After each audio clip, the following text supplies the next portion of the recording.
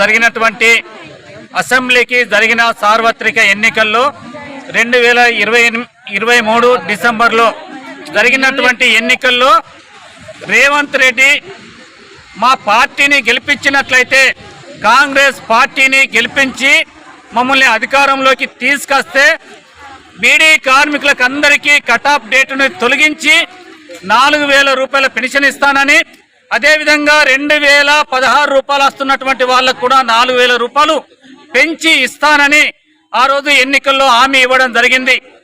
గత ప్రభుత్వం BRS party 10 సంవత్సరాలు మోసం చేసింది. ఇస్తానని కార్మికులకు అందరికీ ఆశ పెట్టి అడియాశలు చేసింది.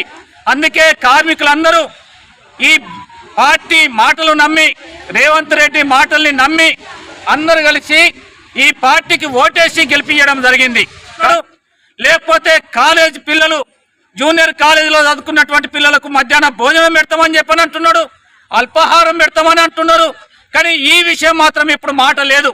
అందుకే మా బీడీ కార్మికులందరూ అయోమయానికి